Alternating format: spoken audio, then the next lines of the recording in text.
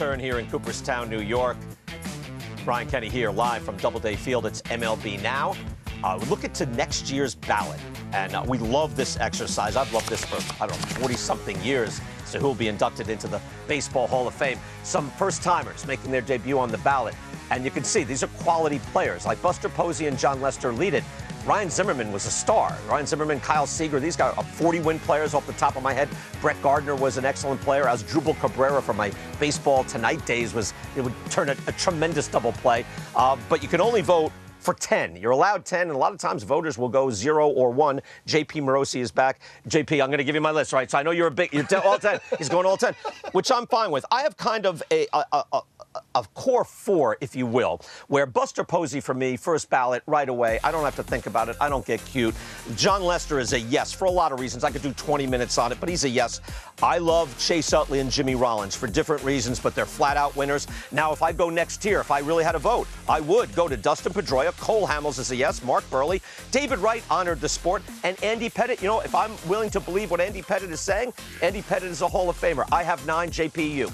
So I will more than likely max it out at 10. Once again, a slight change from what you have there in that I would vote for Felix Hernandez. Okay, yeah. And also Torrey Hunter, which would not leave me space for David Wright. But I've got to take one more look at this and think about David's credentials. Obviously a very historically significant New York Met.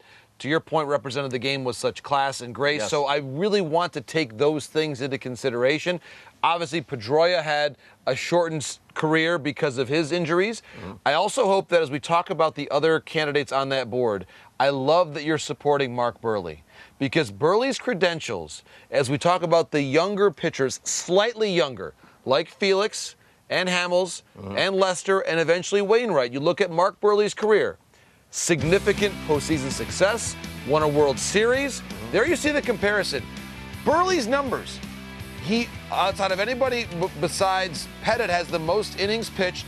And then look at the ERA plus. Yeah, the same as Felix. Right there. The same as Lester with significantly more innings. That's hundreds more innings pitched than Felix and Lester.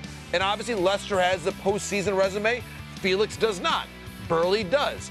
If you're going to vote for Hernandez or Lester, I ask why not also vote for Burley, who had a historically significant career plus perfect game, no-hitter. I love Burley's resume. I have a different way of looking at it than just looking at wins above replacement. I love an objective methodology. I've been advocating it for decades. But I would look at it. Steve Phillips and John Heyman join us now. Steve, as a general manager, I would look at it. If I'm drafting someone and I get their whole career, I would think, is that a Hall of Fame career for me as a general manager? And Mark Burley and Jimmy Rollins, to me, is like, yes, the durability, the year after year of it all. I could do a dissertation on this, but I'm saying they have such a huge impact on a franchise. That's why it would be yes for me. I know John is a good voter because he voted Don Mattingly. That's right. John gets it. Not everybody does. Steve, where are you on the ballot? So it's interesting. That whole collection of starting pitchers are all very similar. And all of them, for me, are short of the line for where I would look at a Hall of Famer. I think they're all in the Hall of very good. Cole Hamels' numbers actually a little bit better, the 123 ERA plus. Pettitte, to me, the postseason could maybe get me over the top for him. But, I look at John Lester, 200 wins, 117 losses, a 3.66 ERA. The 3 World Series, certainly part of that. But I think that where just because they're all the same doesn't, for me, mean I include them all. I think they're all just a little bit short for me, John. Yeah, I get it, and the majority is with you right now, Steve. I guess I've been swayed by JP. I don't know, he's my influence, my personal influence or something. I voted for 9 last year. I voted for Felix. I voted for Torrey Hunter. I voted for David Wright. I feel like I've been a little too tough in the past. I do believe John Lester is a Hall of Famer because of what he did in the postseason. 2.51 ERA, helped win 3 titles. Why I always voted for Curt Schilling. And maybe Schilling was a little bit better pitcher than Lester, but to me, you got 200 wins. I'm sorry to bring that up, BK. You've got a mid-50s war, and you've won 3 titles. I'm putting him in. But Felix, to me, was spectacular. The perfect game, the strikeouts, all that. I know his ERA plus is a little bit lower than you'd like at 117, but to me, he had so many great moments. It is about the fame of the Hall of Fame. Yeah, it's so interesting because you can cherry pick numbers here and there about where you want to go with it.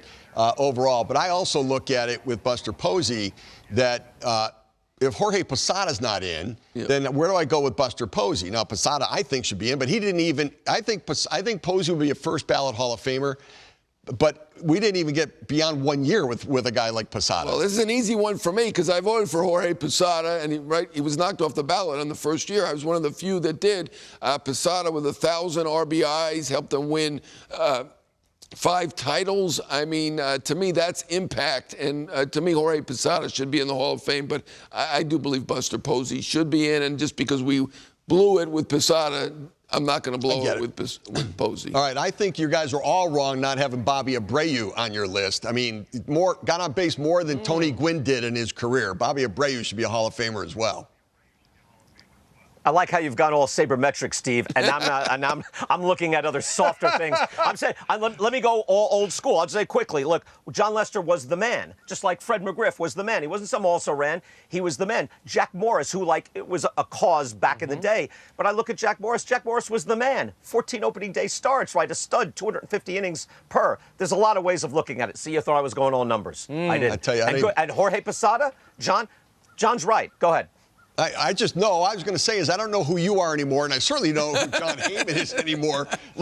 Admitting that he's been hard on people, everything else, my gosh. Well, look, Jeff Kent is softening everybody up right now. I was never as hard as Jeff Kent, I don't think. Jeff Kent. That's right. I appreciate that Jeff Kent is a changed man. That's terrific. You did it, BK. You're the one, I think. Wow, it was me and Mad Dog.